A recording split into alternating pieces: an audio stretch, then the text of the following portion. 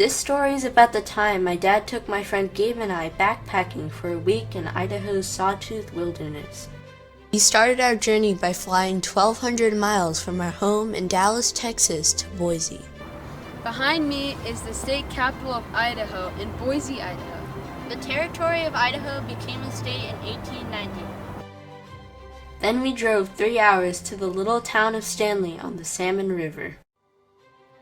We spent a day enjoying the sights in Stanley while we acclimated to the higher altitudes. Then we loaded up our packs and got ready for our first backpacking excursion. Here we are with our guides. This is Doug and Charlie. Today we begin our 6-day journey through the Sawtooth Mountain Range. Right now we are hiking to Hell's Roaring Lake.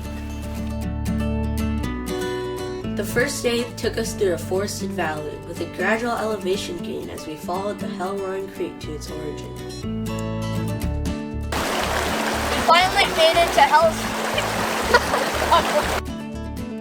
That first night we made camp at Hell's Roaring Lake, and after setting up our tents, we relaxed with chips and salsa, followed by burritos. After a short night's sleep, it was morning again and time to hit the trail. Today we are hiking to Imogene Lake. It's 4 miles away with a 1,200 feet elevation gain. At first, the elevation gains were gradual as we hiked beside the lake. But the trail became steeper as we followed a creek up the canyon to a series of meadows and small lakes.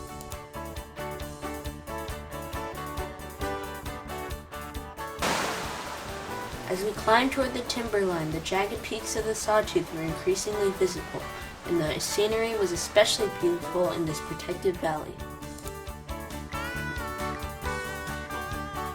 We finally made it to Imogene Lake.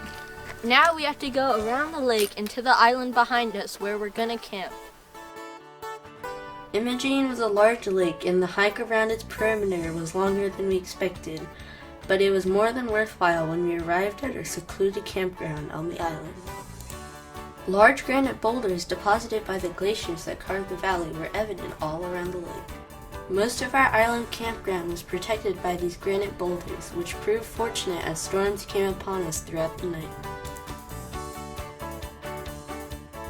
Today we are going to hike about 5 miles to Edna Lake. But first we have to go through the Imogene Divide. It's about 1,000 feet of elevation gain. Climbing the Imogene Divide was the first time we faced serious switchbacks as we passed through the timberline and approached the canyon wall, where the trail became especially challenging. This is where we begin the ascent.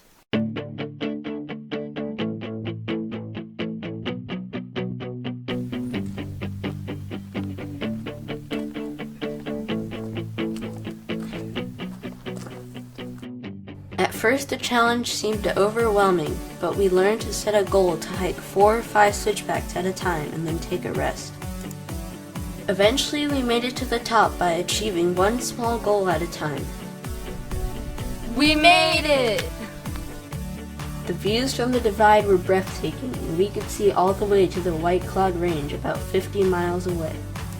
Next, we hiked down the other side of the divide about 500 feet to Edith Lake, where we had a restful lunch. Then we marched back up another 500 or 600 feet to Sand Mountain Pass. After a brief rest to admire the view from the pass, we went back down again on the other side. We descended another 1,200 feet down steep switchbacks in treacherous, shifting granite. Behind us is Edna Lake. It's one of the 3 Old Lady Lakes. This was our most difficult hike of the week, And we made it. We were tired and dirty when we finally arrived at Edna, but we found the energy to take a swim and wash our clothes in the chilly, picturesque lake. That night the storms cleared, so Gabe and I took off the awning for our tent and gazed up at the stars. We stayed up late admiring Idaho's clear, dark sky.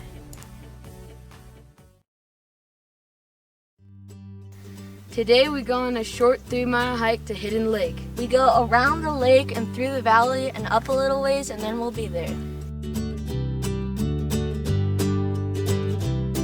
Compared to the prior day, our hike to Hidden Lake was not too difficult, and before we knew it, we were there.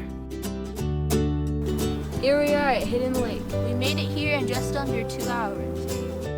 The scenery at Hidden Lake was breathtaking, with a combination of pink and gray granite rising majestically all around the crater of the lake. High above our campground, the granite showed clear signs of glacial marking to remind us of its geologic history. But the most memorable thing about Hidden Lake was the chance to swim out to the islands in the middle of the lake and enjoy the sun on the warm granite surface. Our day at Hidden Lake was a chance to have fun, but it went by fast, and soon we were on the move again.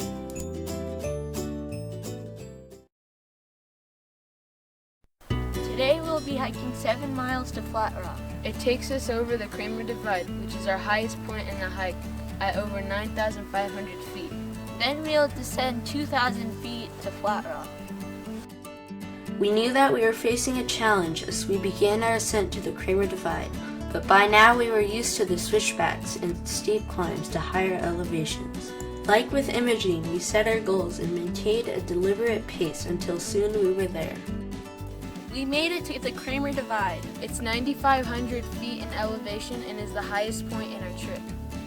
Just like before, we crossed the divide and immediately began a steep descent, but this time we would go down 2,000 feet over the next 5.5 miles to Flat Rock. But halfway down, we stopped for lunch at Upper Kramer Lake. Behind us is Upper Kramer Lake. The meadow by the lake was a relaxing place to take off our packs and enjoy a salami and bagel sandwich while admiring another iconic landscape in the Sawtooth Range. But we were still miles from our final destination, and soon we were back on the trail and hiking past each of the 3 Kramer Lakes. Here we are at Middle Kramer Lake. This is Lower Kramer Lake, the last of the 3 lakes in the chain. Even though the final miles to Flat Rock were mostly downhill, we were growing tired from our longest day of hiking, and our feet were sore from the rocky terrain. Our last obstacle of the day was to take off our shoes and wade across Redfish Creek to reach our campground. The cold water was a welcomed relief to our swollen feet. Once at Flat Rock, we forgot about hiking and enjoyed ourselves by playing on the natural water slides.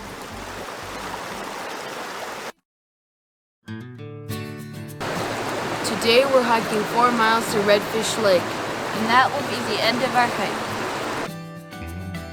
It was the morning of our last day, and we were ready to get back to civilization in the form of a huckleberry milkshake and hamburger instantly.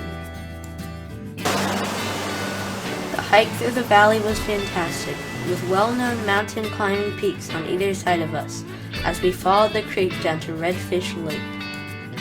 During the Ice Age over 11,000 years ago, the Redfish Valley was filled by a glacier over 13 miles long, and the marks from the glacier were still evident on the canyon walls.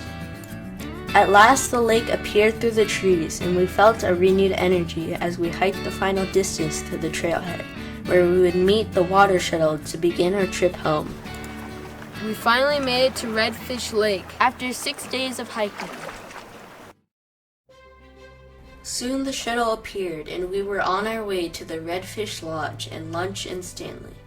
Our hike had been 6 days and 5 nights, during which we covered over 33 miles and climbed up and down a total of about 6,000 feet in elevation.